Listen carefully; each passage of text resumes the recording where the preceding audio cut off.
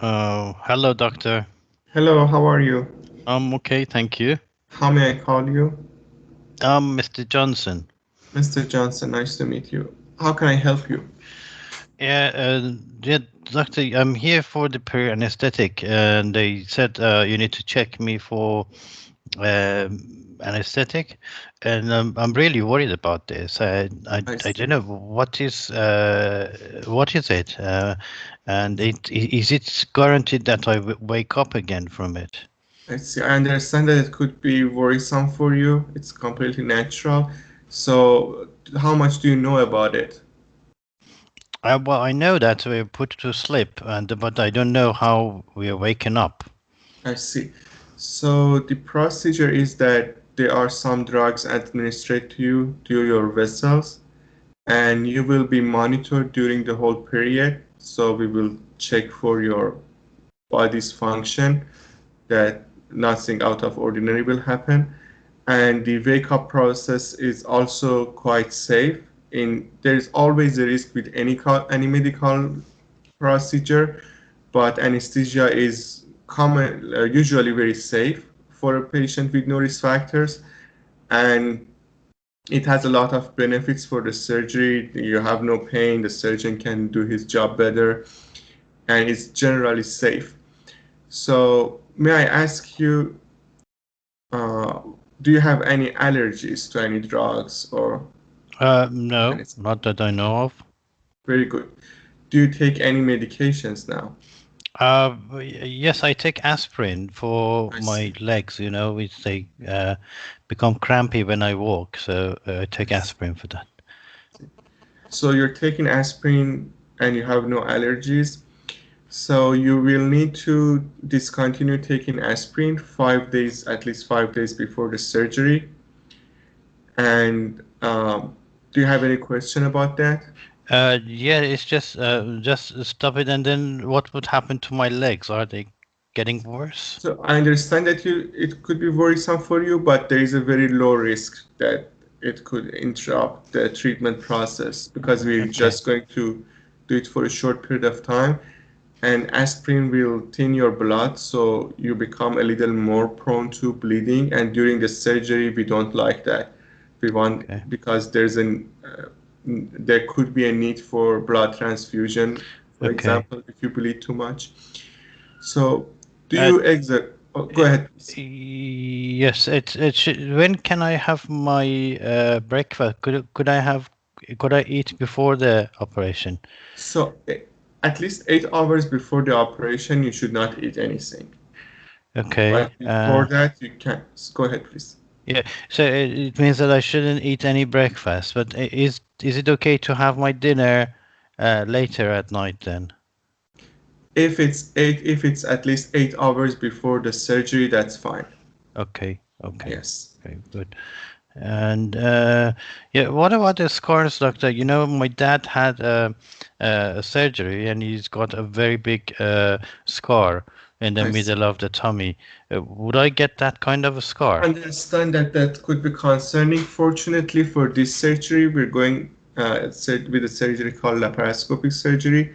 And Uh-huh. for that one, there are just three small holes that will be created on your body. Oh, the Uh, keyhole surgery. Okay, right. yes. I got that. Yeah.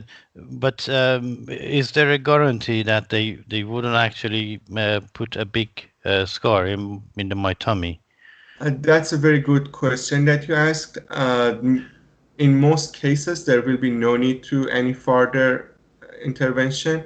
There's a small chance that something goes wrong in the surgery, a Oh. condition that we did not anticipate it, or later there could be a complication that needs open surgery. But that is not likely. Oh. Most likely, most people undergo laparoscopic surgery with no problem. So there is a chance of complication, and this might mean that I might end up with a big scar. Uh, Yes, there's always a small chance of that. You cannot rule that out for sure. But for most people, for the vast majority of people, that won't be an issue. That's very rare for okay. people, no risk uh, factors. Okay.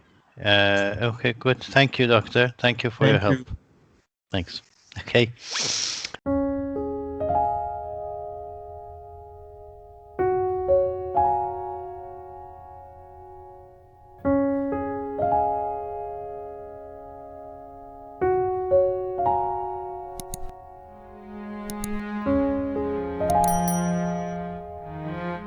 Right. So how did that feel? I think it was good actually. Mm-hmm. Good. Um, and yes, it was good. You still think that you need to pause and respond? In the later part, you did that in the last 2 minutes. You actually responded and you gave him more space to talk. Okay, Yeah, but that's. Go ahead, please. at the beginning, you didn't actually.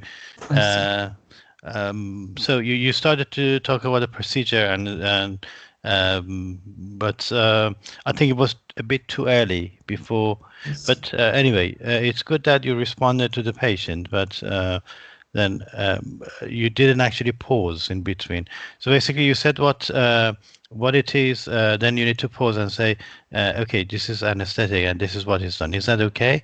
And wait and say, okay. About Yes. waking up, yes, most of the time there's no problem, and people just wake up when the drugs wear off and they have a smooth wake up. Is that okay? Yes, okay. But however, some people get some form of sickness. They might feel dizzy. They might feel not well, but it's very unlikely, and it will be dealt with. Is that okay? Okay. So basically, each part, when you talk about any chunk of information, so you say this is the procedure, and check. Is that okay? All right. Okay, so the next thing is about waking up. Is that okay? Yes, okay. The complications. Is that okay? Okay. So you need to pause in between. Okay. Very well done, I think. I do not think you would have any problem with the uh, speaking. Thank Something you I very much. just remembered about the previous case, actually. There were two notes. Well, one is that when you ask the son's name and it's Joshua, then you shouldn't say your son anymore. You should say Joshua, okay? I see. And the other thing is, do you think it was somehow breaking bad news? Is there it again, please? Do you think it was somehow Oh, you're breaking bad right. news? Yes, it could be. My understanding of bad news is usually for terminal disease, but you're right, for like a child telling that about to their mother, it's, yeah, I think it's bad news. You're right. Mm. I think yeah, we could say yeah, some good news and bad news. And Mhm. okay, the bad news is that it needs surgery. The good news is that it is very Oh, effective. you're right. Yes. Okay, so yeah, possibly it could be better with breaking bad news. Yes. Okay, Thank you. okay, right. Let's go another one.